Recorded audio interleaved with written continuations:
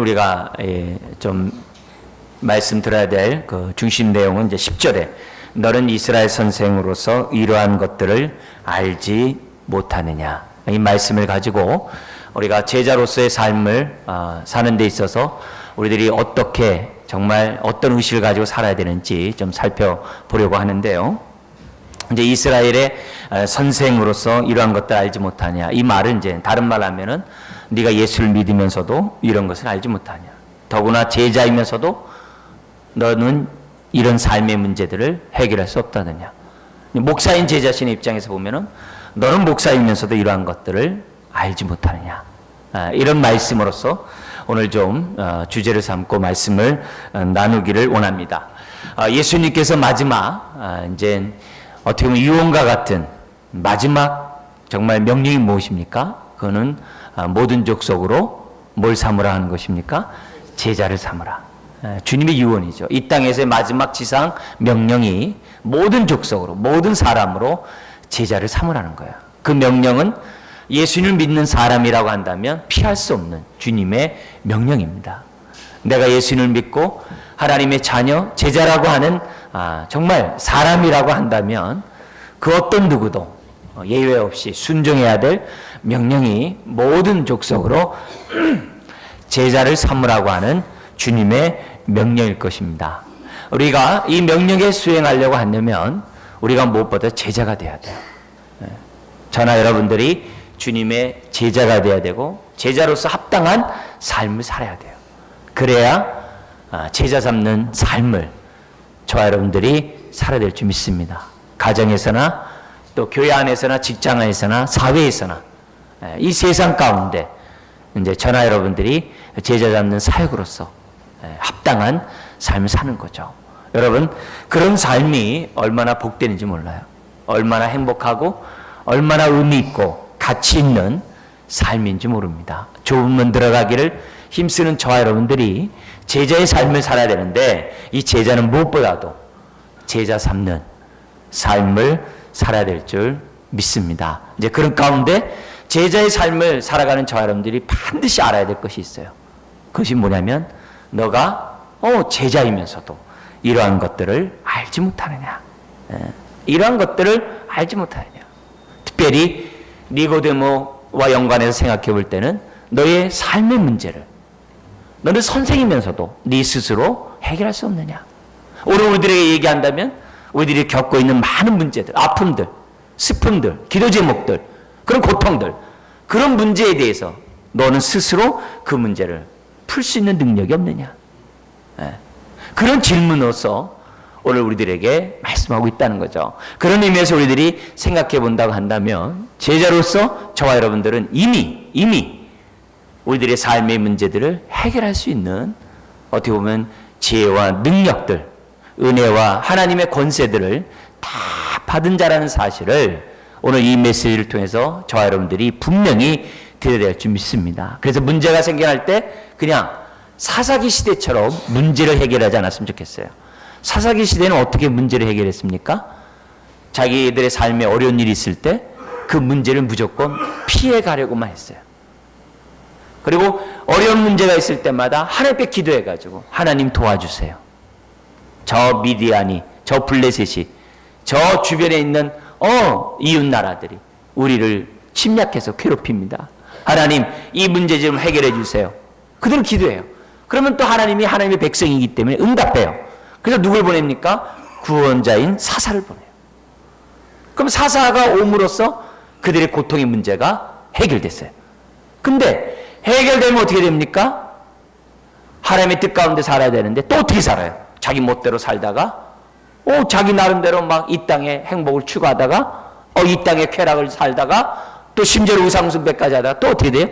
또 어려운 일을 겪어요. 어려운 일을 겪으면 또 압제를 당하고 고통을 당하고 슬픔 가운데 있다가 하나님 왜 안 돌아봅니까? 왜 안 돌아주십니까? 하나님 뭐 하십니까? 막 때로는 원망도 하고 막 기도도 해요. 그럼 하나님께서 어떻게 돼요? 언약 백성이니까 그 기도에 또 귀를 닫을 수가 없어서 또 사사를 또 보내요. 그게 500년의 역사가 사사시대예요.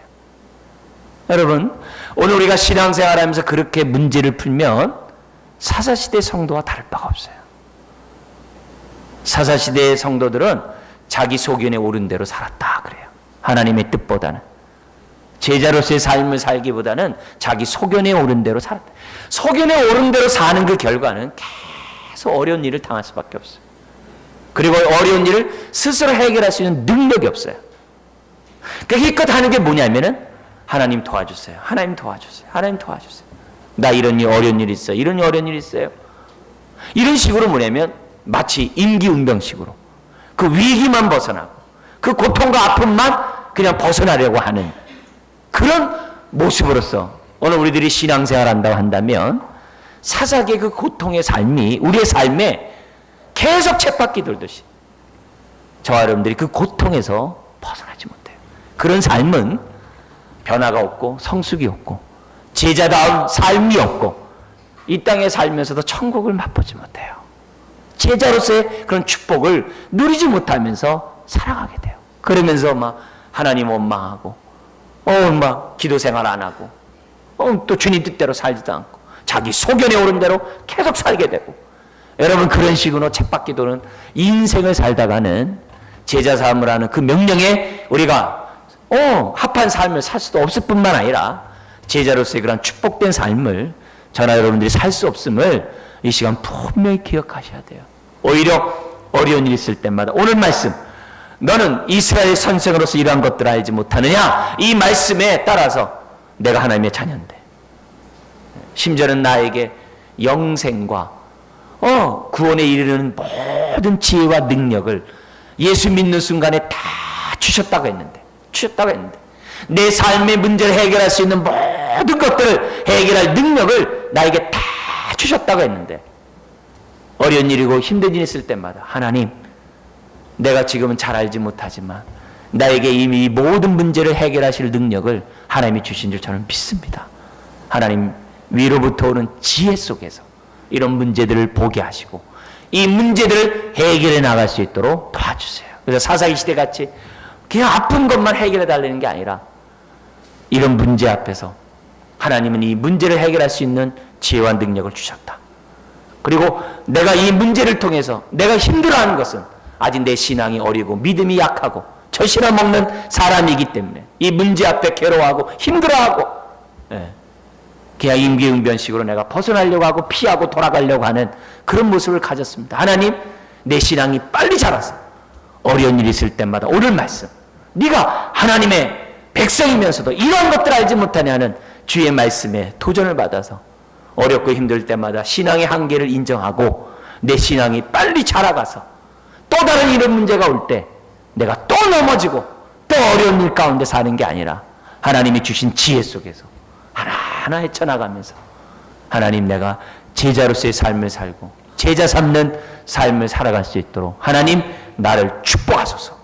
우리는 젖만 먹는 자가 아니라 밥을 먹는 자로서 발전해야 될 줄 믿습니다. 문제만 해결되는 게 아니라 그 문제를 통해 우리가 자라가야 돼. 문제를 통해 하나님께 영광을 돌려야 돼. 문제를 통해서 우리가 더욱더 빚어져야 돼요. 정말 하나님이 원하시는 정금 같은 인생으로 빚어져야 될 줄 믿습니다. 그래야 그만큼 우리가 하나님의 은혜 가운데, 축복 가운데, 행복 가운데 복된 삶을 어려운 일을 통해서 우리가 더 성장함으로 우리 누리게 될 줄 믿습니다. 그 신앙생활이죠. 그런 거 없이 우리가 예배를 드리면 무슨 의미가 있겠어요? 여러분, 주님이 뭐라고 그럽니까? 너는 마땅히 선생이 되어야 될 터인데 어째요 젖만 먹고 밥을 먹지 못하느냐. 히브리 기자를 통해서 우리에게 말씀하잖아요. 그러면서 지각을 사용함으로 연단을 받아, 지각을 사용함으로 연단을 받아 선악을 분별하는 자가 되라 그랬어요. 하나님의 선하시고 기뻐하시고 온전한 뜻이 무엇인지 분별하면서 살라고 했어요. 그렇다면 오늘 우리가 제자로서의 삶을 살아가는데 기본적인 마음 소양이 뭐냐? 하나님, 내가 모든 것을 행할 수 있는, 밥을 먹는, 주님의 선한 뜻을 분별하는 그런 제자가 되게 하여 주시옵소서. 그래서 그냥 사사기 시대같이 자기 소견에 믿는다고 하면서 사는 자 되지 않도록 도와주시고 제자답게 정말 밥을 먹으면서 살아갈 수 있도록 하나님 도와주십시오. 우리 기도하는 저와 여러분 되시길 다시 한번 주의 이름으로 축원드립니다. 여러분, 오늘 이 말씀이 울림이 되기 바라요. 예. 저는 이 말씀이 많이 저에게 이제 도전이 돼요. 목사가 되면서 너는 그 문제를 말씀으로 풀 수 없더냐? 목사가 되면서 그 문제에 대한 하나님의 뜻을 알지 못하는 그런 메시지로 저의 마음에 울림이 됩니다. 이 메시지는 목사에 있을 때뿐만이 아니라 제가 어떻게 돼요? 전도사 시절에도 그랬고 제 청년 시절에서도 이 말씀이 은혜가 됐어요. 은혜가 됐어요. 그래서 그때부터 마음속에 사모하는 것이 뭐냐면 하나님, 모든 문제를 주님이 다 십자가에서 다 이뤘다 했잖아요. 다 해결했다고 했잖아요. 다 해결했다고 했잖아요. 그리고 나의 삶의 모든 문제를 주님이 다 해결했다고 했는데 주님이 십자가에 죽으신 이유가 우리의 허물과 죄와 우리의 슬픔과 질고를 다 담당하기 위함이라 했잖아요. 모든 슬픔과 고통을 다 담당하기 위해서 죽으셨는데 하나님, 내 삶은 빈궁하고 내 삶은 어렵고 내 삶은 슬픔 가운데 왜 있습니까? 주님은 다 해결했는데 여러분, 도전이 되는 거예요. 주님은 십자가에 다 이뤘다고 했는데 오늘 주님이 책망하잖아요. 너는 이스라엘의 선생으로서 이런 것들을 알지 못하냐 책망하는데 하나님, 아는 게 없습니다. 하나님 도와주세요. 아는 게 없습니다. 제가 사사기같이 그냥 소견에 오른 대로 그냥 열심만 가지고 삽니다. 도와주세요. 예. 그때 하나님이 이제 딱 깨닫게 한 게 뭐냐면 말씀을 내가 묵상해야 되겠다. 예. 말씀을 내가 알아야 되겠다. 예. 그냥 설교 듣는데 만족하는 게 아니라 빨리 66권을 알아야 되겠다. 빨리 읽어야 되겠다. 그래가지고 청년 때서부터 열심히 읽었어요. 예. 정말 많이 읽었어요, 성경. 예. 많이 읽었습니다. 왜냐면 너는 이것도 이러한 것도 알지 못하느냐. 어떤 문제가 생겨날 때마다 어려워서 풀지 못할 때가 있어요. 그럴 때마다 이 말씀이 때리는 거예요. 너는 아직도 모르냐. 예. 너는 아직도 젖만 먹고 있냐. 얼마나 마음에 아픈지 몰라요. 여러분, 성경이 쓰여지게 된 여러 가지 이유들이 있죠. 그 이런 많은 이유 가운데 하나가 뭡니까? 그 당시 성도들이 하나님의 뜻을 알지 못하고 자기 멋대로 살아가는 겁니다. 자기 속여놓은 대로 사는 겁니다. 그런 자들에 대해서 너희는 그러지 말고 이것을 향한 하나님의 뜻이 이거다 하면서 기록한 것이 성경이에요. 그죠? 여러분, 고린도 교회 같은 경우 어떻게 돼요? 성령의 9가지 은사가 있어요. 아주 성령에 충만해가지고 막 신유 은사, 예언의 은사, 통변의 은사, 막 역사를 일으키는 은사들이 많았어요. 그런데 그들이 어떻게 됐다고 그래요? 다 어린아이요, 육에 속한 자요, 젖이나 먹는 자요, 너희는 신령한 자가 아니라 사람이라고. 그런 말을 들어요. 저는 얼마나 충격받는지 몰라요. 막 예언하고 막 통변하고 신의 역사를 하면 막 신령하고 믿음이 좋은 줄로 생각했는데 그게 아니라 너희는 어린 자요, 육에 속한 자요, 아주 뭐 성령의 사람도 아니라 완전 어린아이에 불과하다고 책망을 들으니까 얼마나 충격받는지 몰라요. 얼마나 충격받는지. 왜요? 아무리 은사를 받았어도 하나님의 뜻대로 은사를 쓰지 않으면 다 어린아이예요. 다 육에 속한 자. 그건 젖이나 먹는 자예요. 그러니까 그런 모습 가운데 교회를 어지럽히고 있으니까 어떻게 돼? 하나님이 바울이라는 사람을 통해서 은사를 준 목적은 서로를 격려하고 세워줌으로 그리스도의 몸을 세우고 하나님의 영광을 나타내기 위해서 은사를 준 거다. 너의 유익만을 구하는 게 아니라 교회를 세우기 위해서 은사를 준 건데 네가 서로 자랑하고 내가 높네, 내 은사가 좋네라면서 뻐기고 있으면 어떻게 되겠냐 하면서 어떻게 돼요? 하나님의 뜻이 무엇인지 알려주는, 그게 고린도 전서를 쓴 거예요. 그것뿐이겠습니까? 로마 교회가 얼마나 복된 교회입니까? 베드로와 같은 사도들이 목회를 하고 사람들에게 신령한 은혜를 했던 게 로마 교회잖아요. 그런데 그 로마 교회조차도 뭐가 어땠어요?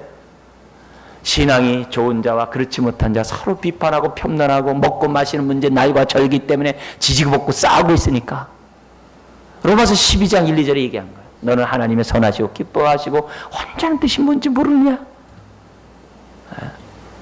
주님이 너희를, 연약한 너희를 받으셨는데 왜 너희는 연약한 너희들을 받지 못하냐? 아직도 이러한 것들을 알지 못하느냐? 그 책망하는 메시지예요. 뭐 로마서만 그렇습니까? 에베소는 더 엉망진창이죠. 골로새는 막 수많은 이단 때문에 완전히 혼란 속에 있죠. 은혜를 받았다고 하면서 뭔가 안다고 하면서도 어떻게 돼요? 잘 자기 소견대로 주님의 제자답게 살지 못하니까 엉망진창. 거기에 대해서 하나님의 뜻이 이거고 너희들은 이렇게 살아야 되느니라. 그렇기 때문에 제자로서 사는 저와 여러분들은 오늘 이런 니고데모에게 한 이 말씀 앞에 정말 정신 바짝 차려야 됩니다. 그래서 내 삶에 어려운 문제가 있을 때마다 그 문제가 해결하지 못하면 이 말씀 생각해. 너는 아직도 모르냐? 막 힘들고 어렵고 고통스럽고 너무 슬프고 외롭고 고독하고 어쩔 줄 모를 때마다 거기에 내가 퍽 빠져 있지 말고 너는 아직도 그러고 있느냐? 너는 아직도 젖만 먹고 있냐? 너는 아직도 어린아이냐? 여러분 우리가 그런 얘기를 그런 생각과 함께 동시에 가져야 돼. 그런 제자가 돼야 제자로서의 삶을 사는 것이고 좋은 문 들어가기에 힘쓰는 사람들의 삶이고 제자를 삼을 줄 믿습니다. 내 가정에서 우리 가정을 제자 삼아야 되잖아요. 우리 가정을 제자 삼아야 되잖아요. 그냥 어린아이로 그냥 지내다 끝나겠습니까? 내 이웃을 제자 삼아야 되고 내 만나는 사람을 제자 삼아야 되잖아요. 그냥 내버려둬야 되겠습니까? 오늘 주님 우리에게 하신 말씀, 너는 아직도 이러한 것들을 알지 못하고 해결하지 못하네. 우리 좀 더 니고데모의 사건을 보겠습니다. 1절에 보면 니고데모는 바리새인이라고 했습니다. 유대인 중에 유대인이죠. 바리새인은 그 당시에 약 6,000명 정도밖에 되지 않는 엘리트 그룹입니다. 가장 존경을 받는 그런 아주 정점에 있는 사람들이 바리새인입니다. 이들은 율법의 선생으로서 율법을 가르쳤고 존경과 명예를 한 몸에 얻은 그 집단이 바리새인입니다. 그 바리새인, 더구나 그는 유대인의 지도자였어요. 사내들인 공회, 이제 국회 같은데 들어가가지고서 이스라엘 정책을 결정하는 아주 성공하고 존경받는 그런 인물입니다.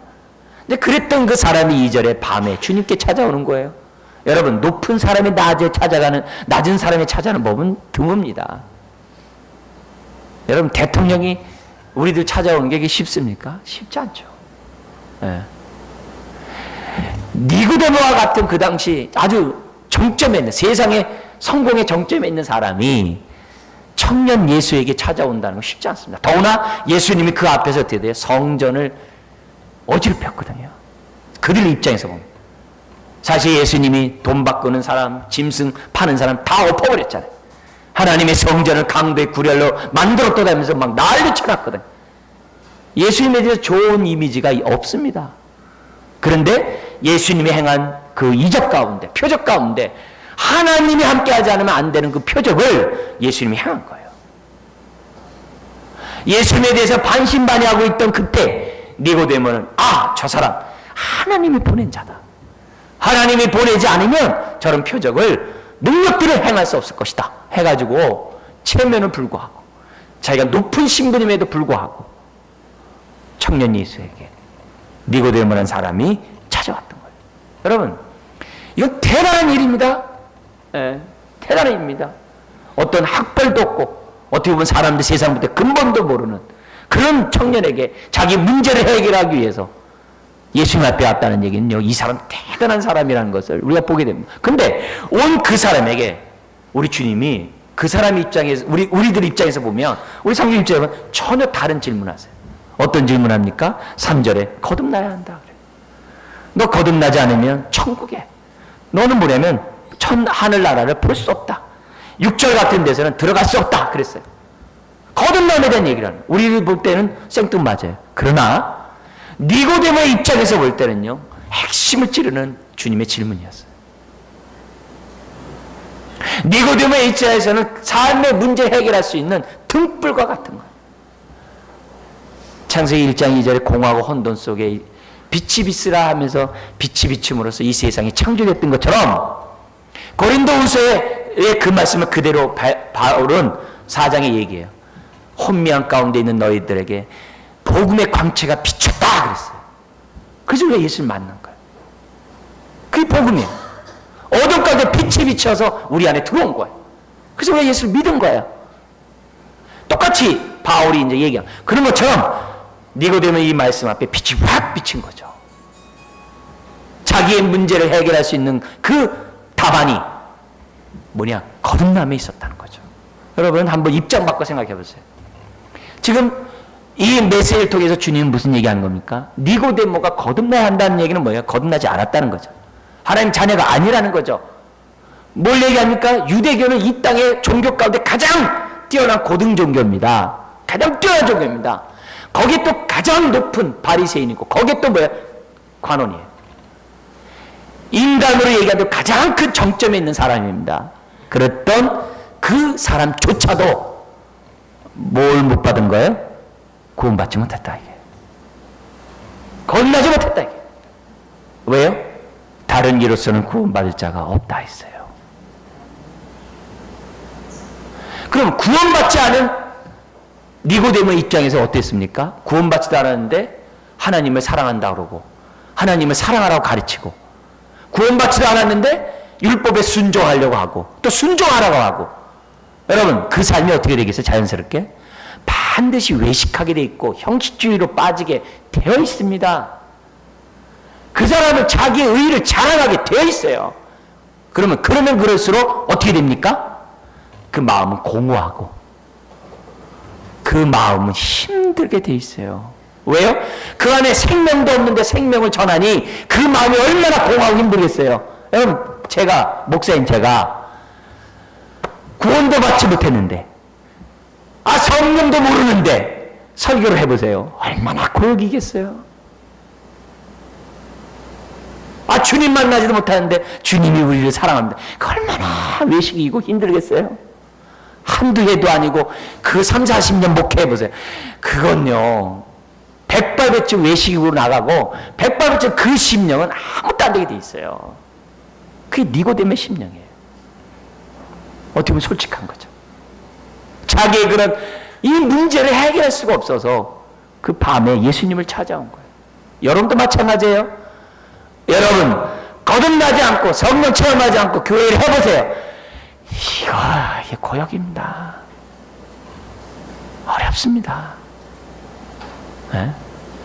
꾸준히 지속적으로 자기 위치를 지키면서 하나님의 사명 감당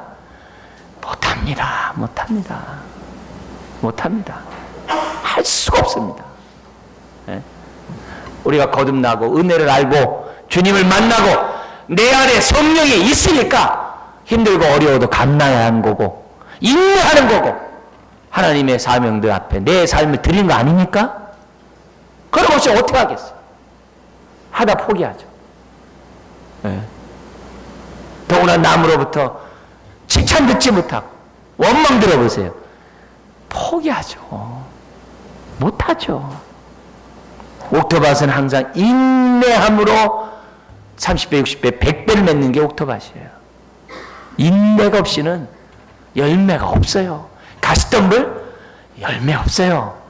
돌짝밭 아무리 은혜 받았다고 막 난리쳐도 열매 없어요. 네. 길가 그건 더더욱 없죠. 여러분 오늘 나의 심령이 정말 성령으로 거듭나지 않으면 우리는 어떤 일도 감당할 수 없어요.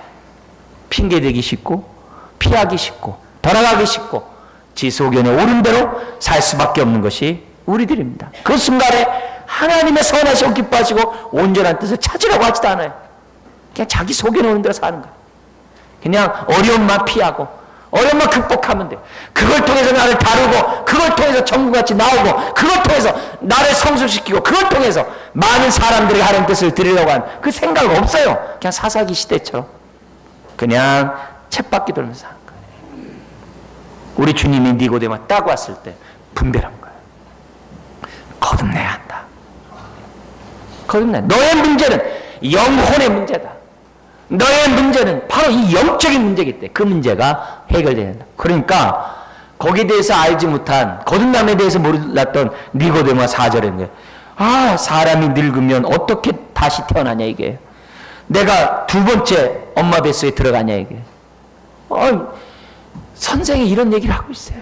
거듭나서 전혀 모르는 거죠. 그러자 주님이 이르되 구약의 인용의 말씀을 구약 말씀을 인용해가지고 아주 요약해서 5절에 또 8절에 설명해 놓은 거예요. 이 말씀은 에스겔 36장과 37장 말씀을 인용한 거예요. 37장은 어떤 말씀이 있어요? 36장, 37장에 종말에 메시아가 오면, 예수님이 오면 너희들이 물로 깨끗함을 받고 성령이 너의 굳은 마음을 제하여 부드러운 마음을 주어서 하나님 앞에 온전히 순종하는 사람이 되게 하겠다. 그게 36장이에요. 37장은 에스겔 골짜기에 마른 뼈다귀들을 보여주면서 성령이 사방으로부터 들어와 그들에게 어떻게 죽었던 자들이 들어가자 마른 뼈다귀들이 하나님의 큰 군사가 되게 된다는 말씀이 37장이에요. 그때 그 성령이 어떤 모습으로 해요? 생기로, 다른 말 바람으로, 임의대로 성령이 들어오므로 에스겔 골짜기의 그 마른 뼈다귀 같은 그 유다 백성의 그 영혼들이, 인생들이 거듭나야 하나님의 위대한 군사가 되겠다는 37장이에요. 그 얘기는 메시아를 기다리는 유대인이라면요, 주일학교 아이들도 다 아는 말씀이에요. 우리는 그 이야기를 잘 모르기 때문에 그런 말씀 잘 몰라요. 그렇지만 유대인들은요, 어린아이라고 하면요 다 알아요. 더구나 그 당시에 메시아 사모하는 대망 사상이 그 당시 예수님 당시에 팽배해 있었거든요. 그래서 메시아가 오면 이런 일이 있다는 그 말씀에 대해서 누구든지 다 알아요. 더구나 누구요? 바리새인의 선생이었던 니고데모는 당연히 알죠. 근데 난 놓고 기억자를 몰라. 그 말씀이 지금 자기에게 적용 못해. 더구나 거듭나지 않았던 유대인들은 그 말씀이 뭔지도 몰라. 그래서 우리 주님이 그 에스겔 36장과 37장의 말씀을 딱 인용해서 5절부터 8절에 설명한 거예요. 뭐라고 했는지 우리 한번 읽어볼까요? 예수께서 대답하시되 진실로 진실로 내게 이르노니 사람이 물과 성령으로 나지 아니하면 하나님의 나라에 들어갈 수 없느냐. 여기 물과 성령이 36장 에스겔 36장 말씀을 딱 요약해 놓은 거예요. 물로 깨끗함을 받고 성령으로 굳은 마음을 제하고 옛 마음을 제하고 새 마음 부드러운 마음을 가져야 하나님 나라에 들어간다. 그러면서 뭐래요? 육으로 난 것은 육이요 영으로 난 것은 영이요. 이스라엘 자손으로 태어났다 구원받는다고 천만에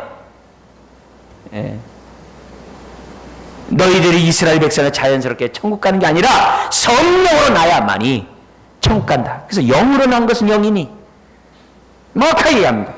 7절에 내가 네게 거듭나야 하겠다는 말을 놀랍게 여기지 말라. 왜? 아브라함 자손들은 당연히 천국 간다라고 믿었거든요. 근데 거듭나야 한다고 그러고 위로부터 나야 된다고 구원받아야 한다고 하니까 놀랍죠. 그러면서 8절에 같이 읽어볼까요? 바람이 임의로 불매 내가 그 소리는 들어도 어디서 와서 어디로 가는지 알지 못하나니 성령으로 난 사람도 다 이러하니라. 이게 에스겔 37장 말씀. 성령이 임의대로 풀어서 죽었던 영혼들이 살아난, 이게 뭐예요? 구원은 하나님의 주권이라는 거예요. 인간의 노력으로 되는 것이 아니라는 거예요. 하나님의 선물이요 은혜라는 것을 얘기해줘요. 여러분, 성령의 그 생기가 이 시간에 우리 모두에게 불기를 주의 이름 축원드립니다. 하나님이 에스겔에 얘기했거든요. 너는 생기에게 명하여 사방으로부터 불어 이 뼈들에게 들어가라고 명령하라고 했거든요. 여러분, 그 생기를 받아야 거듭납니다. 그런데 니고데모가 9절에 어찌 그런 일이 있습니까? 그래. 에스겔 36장 37장을 알면서도 믿어지지 않는 거예요. 왜? 거듭나지 않았으니까. 그러니까 10절에 오늘 우리가 보는 이 주제, 너는 선생이면서도 이러한 것들을 알지 못하냐고 얘기를 해요. 그러면서 우리 주님이 두 가지를 또 얘기해요. 우리가 잘 아는 구원의 진리를 다시 얘기해요. 첫째는 예수님의 입장에서, 둘째는 하나님의 입장에서 설명. 예수님의 입장에서 하는 얘기는 11절에서 15절이에요. 특별히 14절, 15절 같이 한번 읽겠습니다. 모세가 광야에서 뱀을 든 것 같이 인자도 들려야 하리니 이는 그를 믿는 자마다 영생을 얻게 하려 하심이라. 구원이 예수로 말미암는다는 사실을 예수님이 말씀해요. 근데 그 구원이 어떻게 이루어진다면요, 모세가 놋뱀을 든 것처럼 인자 예수님이 십자가에 죽어야지만 구원이 있다라고 다시 구원을 다른 각도에서 설명해요. 동전의 앞면이에요. 앞에 성령으로 거듭나야 한다는 말씀과 같은 얘기를 지금 역사적으로 설명하는 거예요. 눈에 보이는 사건으로 설명하는 거예요. 왜? 성령 눈에 보이지 않으니까. 역사를 사건으로 얘기해요. 인자가 들려야 한다. 누구처럼? 모세가 놋뱀을 든 것처럼. 여러분, 모세가 놋뱀을 왜 만들었어요? 이스라엘 백성이 하도 불순종하고 거역하니까 하나님이 그렇게 은혜를 줬는데 자꾸 애굽으로 돌아가려고 하고 자꾸 하나님 원망하니까 하나님이 이 백성을 심판하고자 불뱀을 해가지고 다 물게 했어요. 그러면서 그들에게 어떻게 돼요? 기회를 주는 거예요. 어떤 기회? 살 기회. 근데 그 살 기회가 뭐였냐면은 하나님 방식으로 해야 사는 거였어. 그게 뭐냐면 녹뱀을 만들어가지고 그것을 바라보는 자들은 살겠다라고 하나님이 말씀하셨어요. 그때 그 하나님의 방법대로 바라보면 녹뱀에서 불뱀에 물린 데서부터 구원받았어요. 근데 무슨 그걸 바라본다고 되냐, 해독제 달라, 또 뭐 바람 저거 되느냐 하면서 안 쳐다보면 어떻게 돼요? 그 사람 죽었어요. 그러나 바라본 자는 산 줄 믿습니다.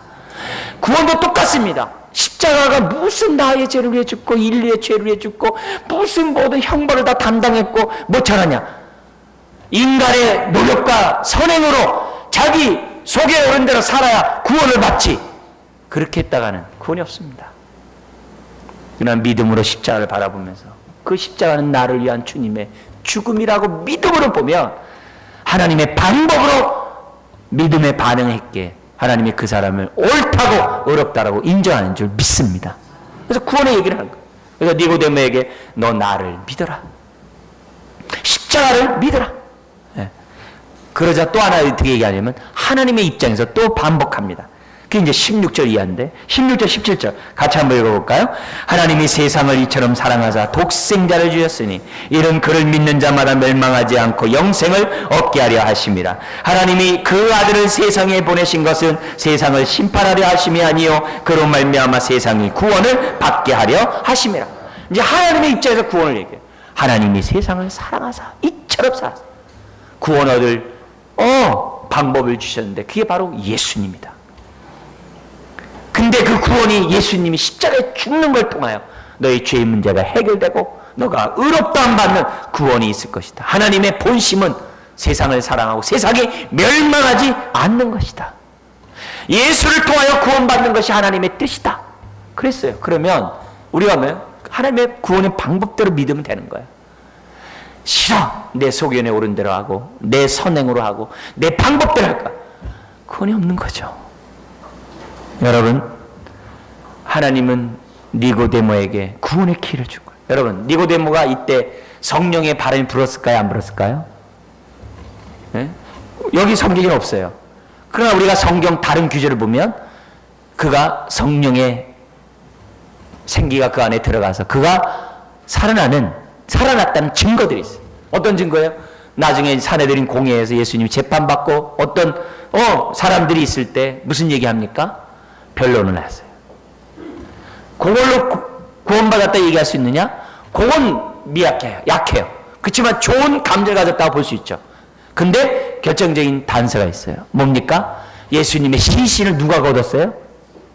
니고데모가 거둬요. 그 어디에 장사 지내요? 아리마대 그 부자 요셉의 무덤에 장사 지내요. 여러분, 그 당시에 정말 그렇게 죽은 자의 시신을 거둔다는 얘기는 그 사회에서 그도 제외된다는 거와 마찬가지입니다. 제자들은 다 도망갔어요. 그 누구도 시신을 하지 않아요.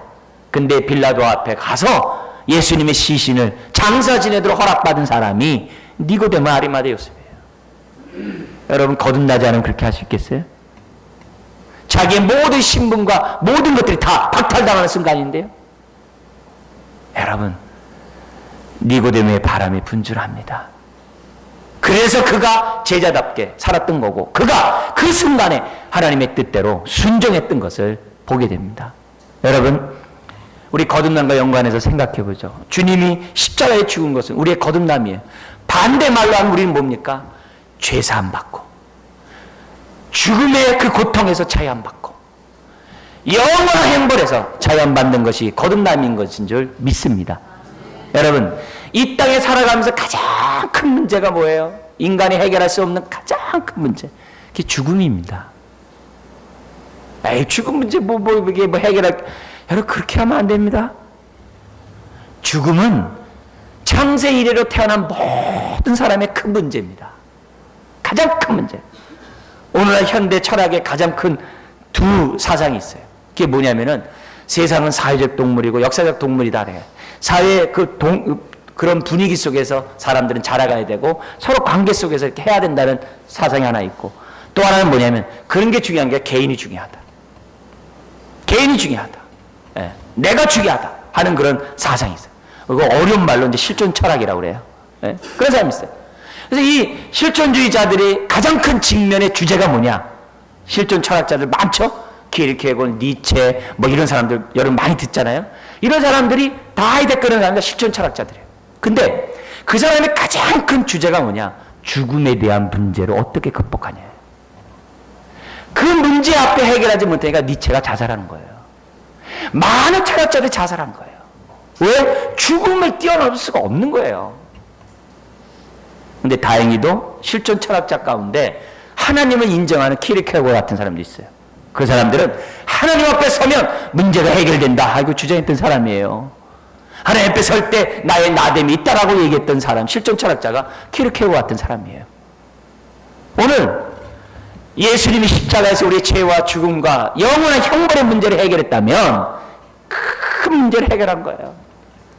여러분, 그 죽음의 문제를 해결하면 이 땅에 있는 모든 건 다 죽음의 그림자에 불과해요. 믿으십니까? 여러분, 우리가 겪고 있는 문제들이 다 뭐예요? 죽음의 그림자예요. 여러분, 죽음이 해결되면 그림자는 아무것도 아닙니다. 오늘 우리가 제자로서 살아가는 저와 여러분들이 가져야 될 이 확신이 뭐냐? 주님은 십자가에서 다 이뤘다. 그래서 내가 오늘 어떤 문제가 고통과 슬픔이 있을 때마다 제자들은 어떤 생각을 가져야 되냐? 주님이 다 이미 이뤘다. 이미 이 문제는 끝났다라고 생각을 하셔야 돼요. 그리고 두 번째로 어떻게 돼요? 하나님 위로부터 오는 지혜로, 그러니까 성경 봐야죠. 하나님의 선하시고 기뻐하시고 온전한 뜻이 무엇인지 분별해야 되잖아요. 위로부터 오는 지혜로 나의 문제를 보게 해주세요. 그리고 사사기 시대처럼 문제만 해결돼 달라고 이렇게 막 자꾸 반복하면서 내가 살지 않도록 도우시고, 이 문제를 통해 나를 다루시고자 하는 손길도 보고, 이 문제를 통해서 내가 성장도 하고, 이 문제를 통해서 내가 더욱더 하나님의 뜻을 분별해서 많은 사람들에게 하나님의 말씀을 가르치는 자 되게 해주세요. 제자 삼는 자 되게 해주세요. 문제를 만날 때마다 이런 입장을 갖는다면 다 해결됐다. 위로부터 지혜를 내가 얻어야 되겠다. 그리고 사사기 시대의 방법대로 내가 문제만 해결되는 게 아니라 이걸 향한 하나님의 뜻을 내가 찾아야 되겠다.